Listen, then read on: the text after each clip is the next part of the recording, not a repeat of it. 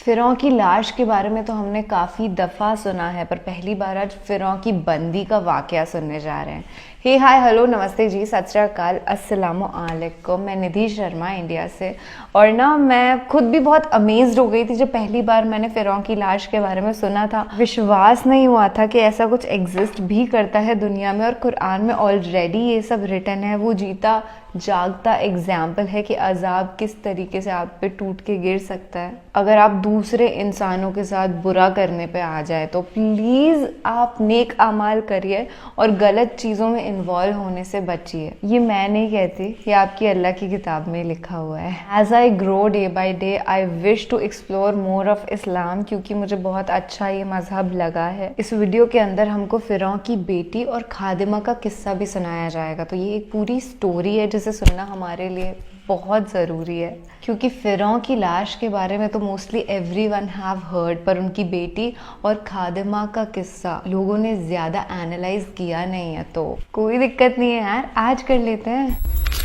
आज से तकरीबन 3000 साल कबल मिस्र पर एक जालिम और जाबिर बादशाह फ़िरौन की हुकूमत थी, जो न सिर्फ एक जाबिर और सरकश बादशाह था, बल्कि उसने खुदाई का दावा भी कर रखा था और खुदाई हकीकी को ललकारने की जुर्रत की थी। फ़िरौन निहायत ही बद किरदार और जालिम तरीन शख्स था।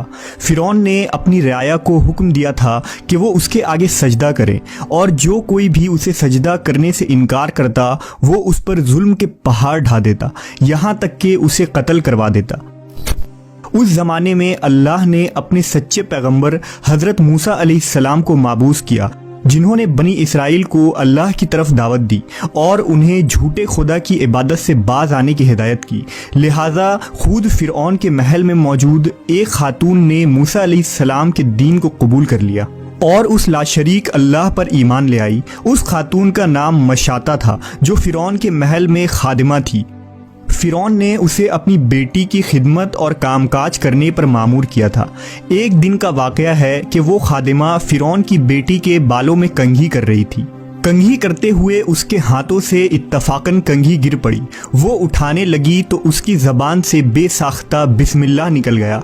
इस पर शहजादी ने कहा कि तूने आज अजीब कलमा बोला, रब तो मेरे बाप फ़िरौन ही हैं, तो फिर तुमने ये किसका नाम लिया है? उसने जवाब दिया, फ़िरौन रब नहीं, बल्कि रब वो अल्लाह है जो मुझे और तुझे और ख़ुद फ़िरौन को रोज़ी देता है। शहजादी ने कहा, अच्छा तो क्या तू मेरे बाप के सिवा किसी और को अपना रब मानती है? उसने जवाब दिया, हाँ, मेरा, तेरा और तेरे बाप सब का रब अल्लाह ही है।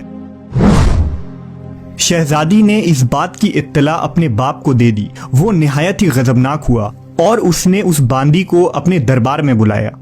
जब वो हाजिर हुई तो फ़िरौन ने पूछा, क्या तूने मेरे सिवा किसी और को अपना रब मान लिया है? खादिमा ने साफ कह दिया कि मैं तुम्हें खुदा नहीं मान सकती, मेरा और तेरा रब अल्लाह ही है, जो बुलंदियों और बुजुर्गी वाला है। जवाब सुनकर फ़िरौन हैरत ज़दा रह गया। उसे इतनी इस्तेकामत और जुर्रत भरे जवाब की उम्मीद न थी। फ़िरौन ने सोचा कि इस औरत को ऐसी इबरतनाक सज़ा देनी चाहिए कि इस तरह की जुर्रत दोबारा किसी शख्स को न हो। उसे पता था कि ये औरत अपने बच्चों से बेइंतहा मोहब्बत रखती है। लिहाजा फ़िरौन ने खादिमा के बच्चों को इस दरबार में लाने का हुक्म दिया। फिर फ़िरौन ने सिपाहियों को हुक्म दिया कि एक बड़ी देग में तेल खौलाया जाए। जब ये देग खूब तप गई तो फ़िरौन ने हुक्म दिया कि इस औरत के तमाम बच्चों को एक एक करके उस खौलती हुई तेल में डाल दिया जाए। फ़िरौन का हुक्म सुनते ही उस औरत के आंखों के सामने अंधेरा छा गया। खादिमा ने निहायत ही सब्र और हिम्मत से काम लिया।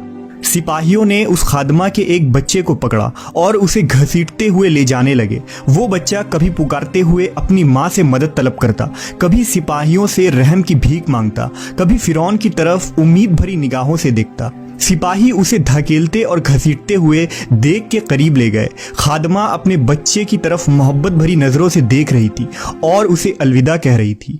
चंद लम्हात में उसके जिगरगोशे बच्चे को खौलते हुए तेल में उंडेल दिया गया और कुछ ही लम्हे में उस मासूम की हड्डियां तेल के ऊपर तैरने लगी।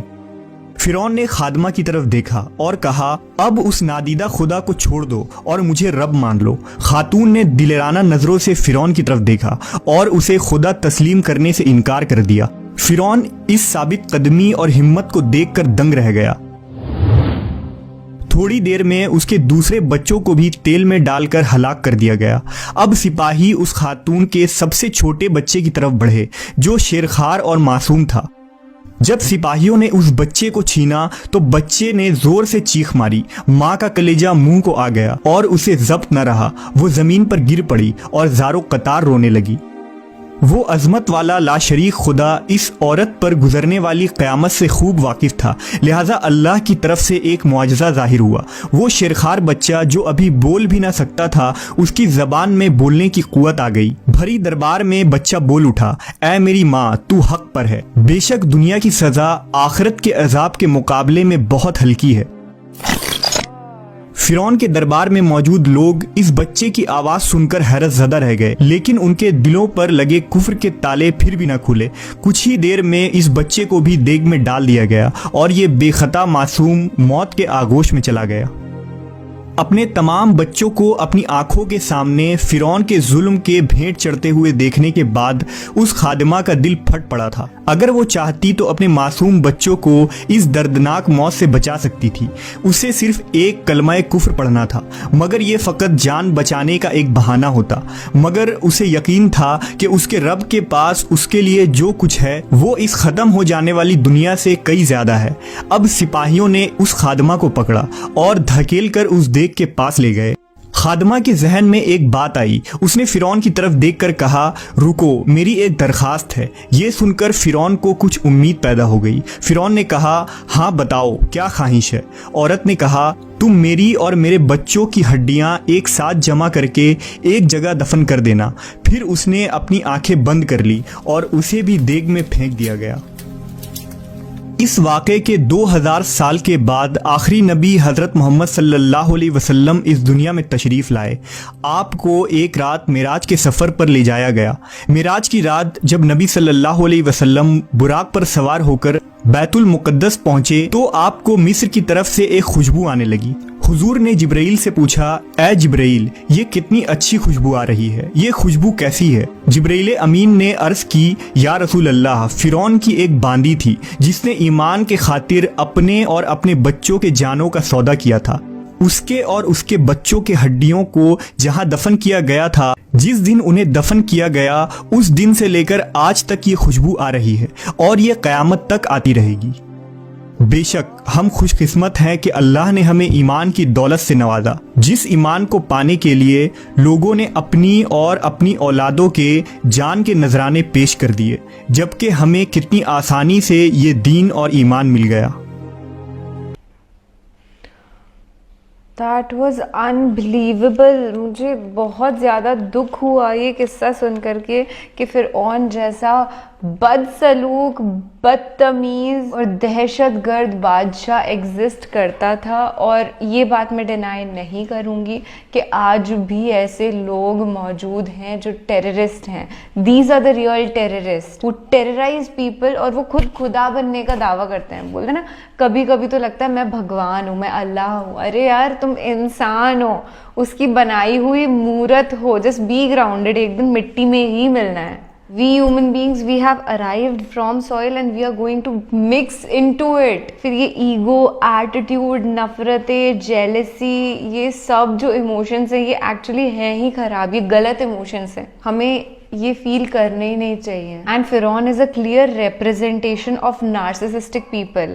नार्सिसिस्टिक लोग ऐसे ही होते हैं जो खुद को अल्टीमेट समझने लग जाते हैं कि उनसे ज्यादा बढ़कर के कोई है ही नहीं दुनिया में, और सब लोग उन्हीं की पूजा करें, उन्हीं को नवाजें कि यार ही इज द वन और कोई तो है ही नहीं, या ऊपर वाला तो एग्जिस्ट करता ही नहीं है। जो यूनिवर्सल फोर्सेस हैं जिन्होंने लाइफ क्रिएट करी है इस प्लैनेट पे, उनके लिए कोई ग्रैटिट्यूड नहीं होता इन नार्सिसिस्ट लोगों के अंदर। तो अगर आपका कभी सामना हो ऐसे किसी इंसान से, आप बिल्कुल ब्रेव रहिएगा जैसे ये रहीं, और ऐसे लोगों से सेपरेट हो जाओ, दूर हो जाओ, फासला बना लो। कहानी सुनने के बाद मैं तो एक ही कंक्लूजन पे उतरी हूँ कि वो जो बांदी थी, काश उन्हें अल्लाह बचा लेते इसी ज़िंदगी के अंदर, उन्हें एक बेटर प्लेस पे पहुँचा देते, या कुछ ऐसा हो जाता कि उनके बच्चों को और उनको खुद को तेल में खौलते हुए तेल में ना गिरना पड़ता। अल्लामा इकबाल साहब का शेर मुझे याद आ रहा है कि खुद ही को कर बुलंद इतना कि खुदा खुद बंदे से पूछे, बता तेरी रजा क्या है। पर यहाँ पे फिरौन जैसे दहशतगर्द ने तो खुद ही को खुदा बना दिया।